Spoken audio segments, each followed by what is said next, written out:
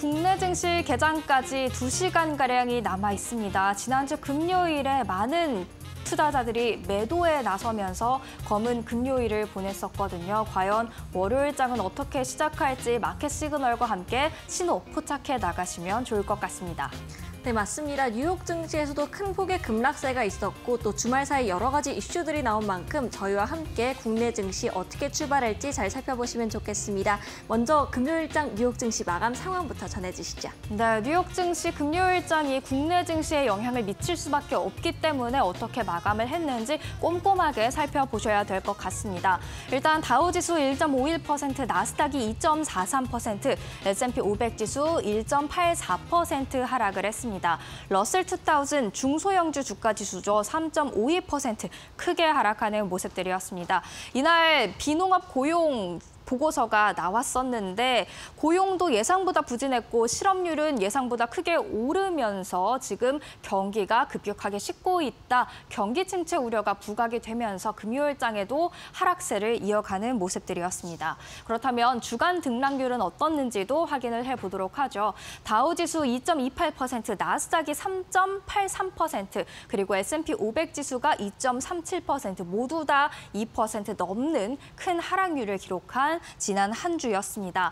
이에 따라서 나스닥 지수는 조정 국면에 진입을 하기도 했는데요. 지금 고점 대비로 나스닥 지수 10% 이상 하락하는 모습들이 나타났죠. 이렇게 전고점 대비 크게 하락을 하면서 조정 국면에 진입이 되면 투자자들의 위험 심리를 더욱더 가속화시킬 수 있어서 앞으로의 시장 예의주시하셔야 될 것 같습니다. 한편 지금 시장은 극도의 공포를 느끼기 직전이다라고 생각을 해볼 수가 있을 것 같습니다.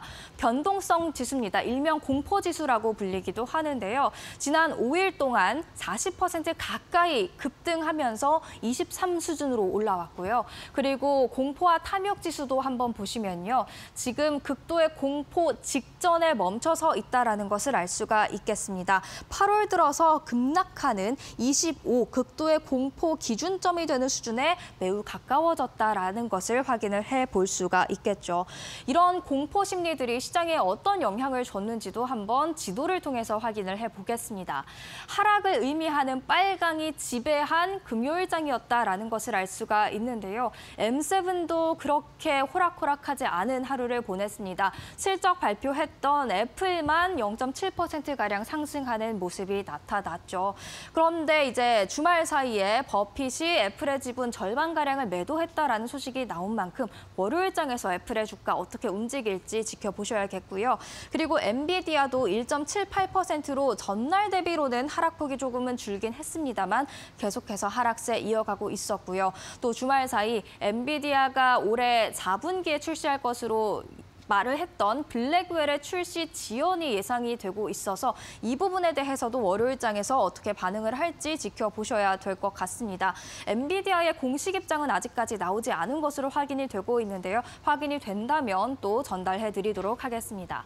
그리고 애플과 같은 날 실적을 발표했던 아마존은 8.8% 가까운 급락세를 나타냈습니다. 과연 반등이 나올 수 있을지 지켜보셔야 될 것 같은데 시장 분위기가 워낙 침체돼 있다 보니 강한 반등은 좀 어렵지 않을까라는 생각을 해볼 수가 있을 것 같습니다. 그나마 금요일장에서 유일하게 살아남은 섹터, 바로 필수 소비재가 될 수 있을 것 같은데요. 경기 침체 속에서도 그래도 필수적으로 소비하는 것들만큼은 기업들이 그래도 잘 버텨주지 않을까라는 생각에 필수 소비재만 0.61% 강세를 보인 것으로 해석되고 있습니다. 사실 이렇게 최근 들어서 경기 침체, 금리 인하 이 두 키워드를 가지고 시장이 움직였다고 설명을 할 수가 있을 것 같은데요. 섹터별 움직임을 통해 보면 더욱더 확실해집니다. 지난 일주일간 등락률이 되겠습니다. 보시면 유틸리티, 그리고 부동산, 필수 소비재, 커뮤니케이션, 헬스케어 등 대체적으로는 금리 인하 그리고 경기 침체에 대비를 할 수 있는 그런 섹터들이 선전했다라고 볼 수가 있겠고요. 한 달 퍼포먼스를 보면 더욱더 뚜렷해집니다. 부동산, 유틸리티, 헬스케어, 필수 소비재 이제 이렇게 경기 침체 그리고 금리 인하에 선방할 수 있는 섹터로 지금 수급이 쏠려 있다라는 것을 확인을 할 수가 있었습니다. 그렇다면 금요일장에서 우리가 끝날 게 아니죠. 앞으로의 시장을 대응을 해봐야 될 텐데 어떤 종목에 대해서 추가적으로 설명해 드릴까 고민을 해보다가 세 가지 종목 가져왔습니다. 인텔 실적 발표 이후 폭락을 했었죠. 뱅크 오브 아메리카가 투자 의견을 역시나 하향 조정했습니다. 언더퍼폼으로 수정을 했는데요. 목표 주가도 23달러로 크게 낮췄죠. 팹리스, 엔비디아, AMD 아니면 파운드리, TSMC 이런 양 측면에서 라이벌들과 겨룰 전략이 안 보인다라고 강도 높게 말을 했고요. 애플은 뱅크 오브 아메리카가 매수 그리고 시티도 역시나 매수 의견을 제시를 했습니다. 각각 AI 인텔리전스에 따른 기대감을 표출하는 모습들이었고요. 시티는 목표 주가를 255달러로 상향 조정하기도 했습니다. 아마존 지난 금요일장에서 급락을 했는데 에버코어 ISI 매수 추천하면서 225달러 투자 목표 주가 제시를 했습니다. AWS, 아마존 웹 서비스의 성장률에 대한 강한 기대감을 안고 있는 모습들이었는데요. 사실 이 부분 때문에 실적이 좀 실망스러웠던 건데 향후 아마존이 계속해서 AI와 클라우드 이 양측을 잘 가져갈 수 있을지 체크를 해보셔야 될 것 같습니다. 그렇다면 이번 주 또 어떤 일정들이 준비가 돼 있는지 일정 체크해 보겠습니다.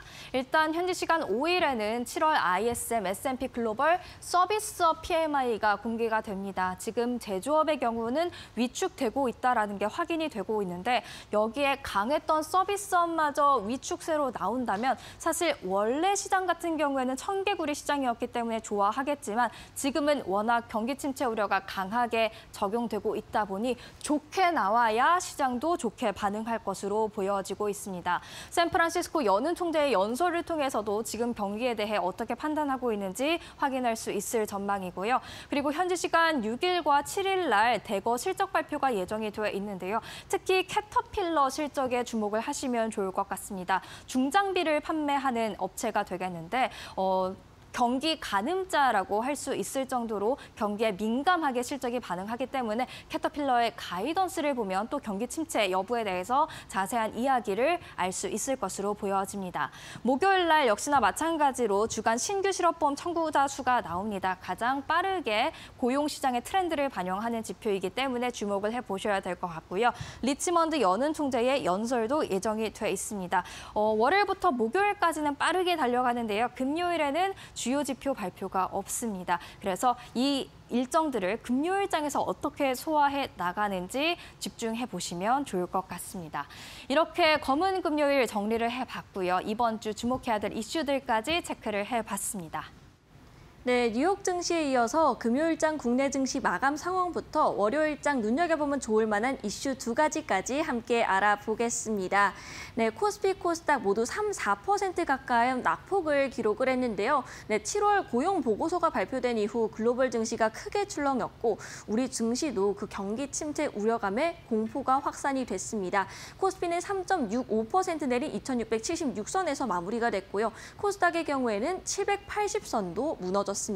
779선에서 마무리가 됐는데요. 이렇게 외국인과 기관의 쌍끌이 매도세로 지수가 큰 폭으로 하락을 했고요. 반대로 개인만이 홀로 이 지수를 방어해내는 모습이었습니다. 그리고 또 특징적인 게 외국인이 선물 시장에서만 2조 8천억 원가량, 3조 원 가까운 매도 물량을 내놓았는데요. 외국인과 기관이 각각 어떤 종목들을 샀는지 먼저 살펴보도록 하겠습니다.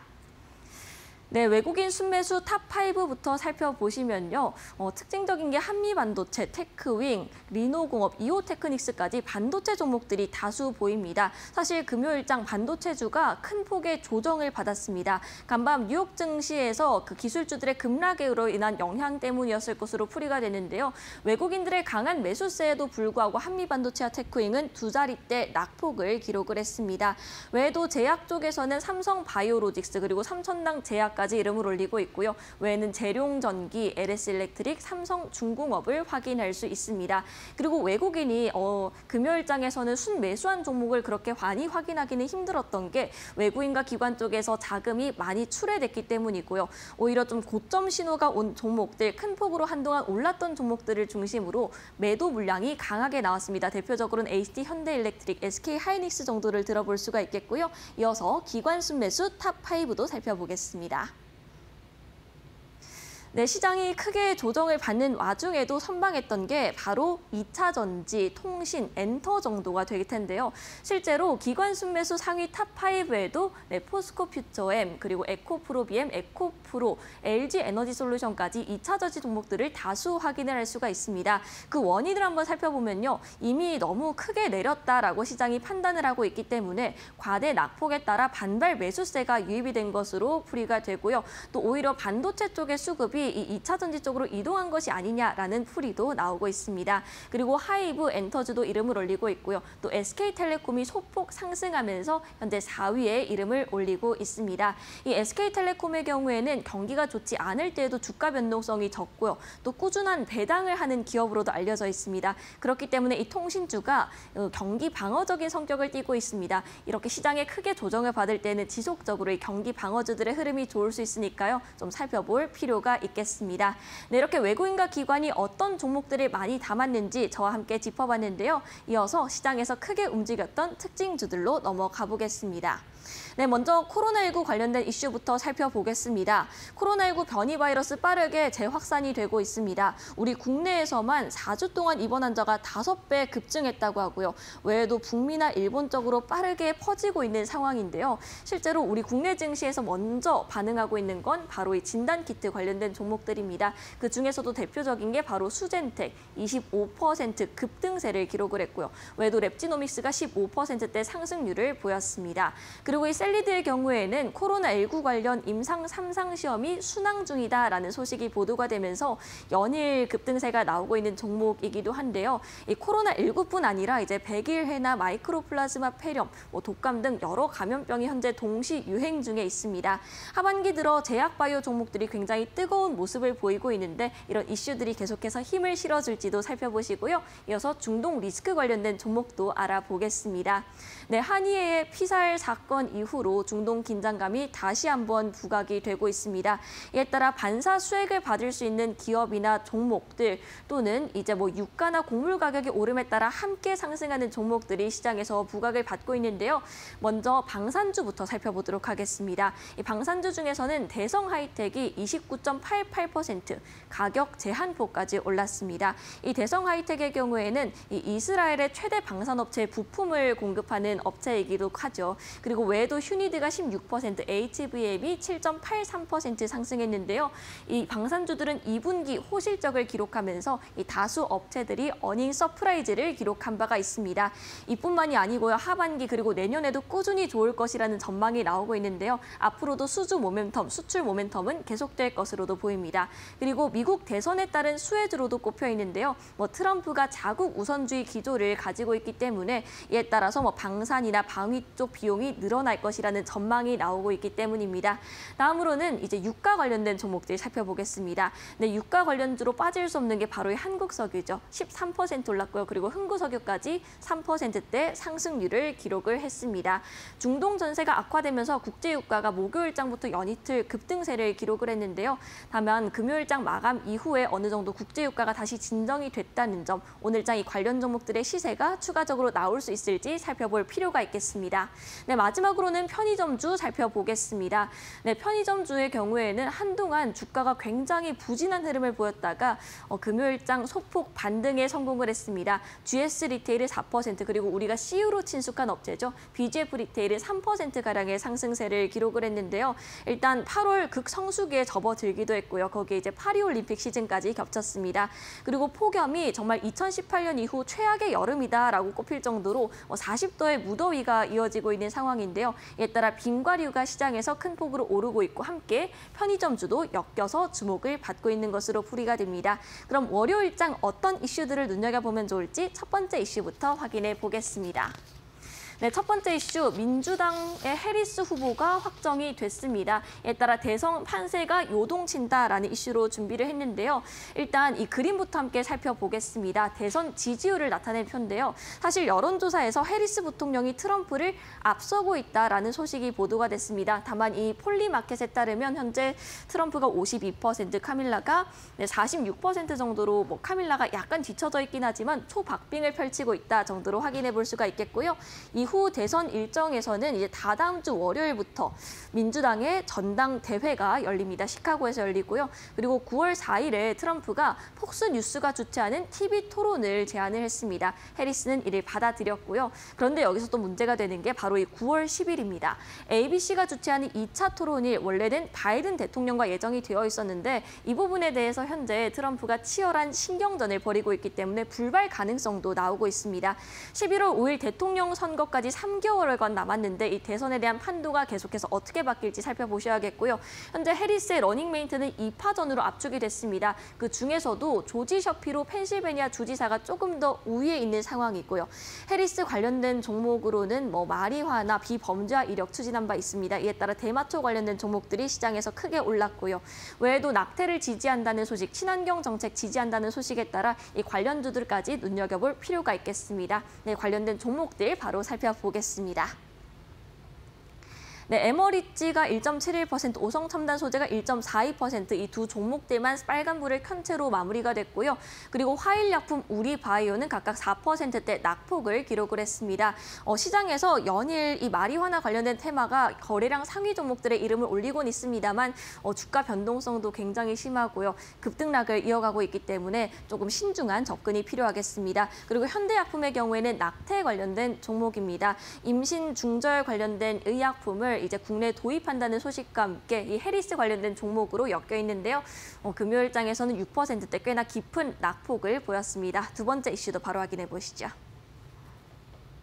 네, 세계로 뻗는 K방산입니다. 앞서 이제 방산주가 금요일장에서도 좋았다라는 말씀을 해드렸는데 주말 사이에 추가적인 모멘텀이 하나 더 전해졌습니다. 한화 에어로스페이스가 폴란드 K9 2차 계약을 코앞에 두고 있다는 소식입니다. 정확하게 살펴보면 이제 폴란드가 지난달 금융권 제한 요청서를 접수를 했다. 그런데 이 규모가 무려 3조 4천억 원이다라는 것이 보도가 주말 사이 됐습니다.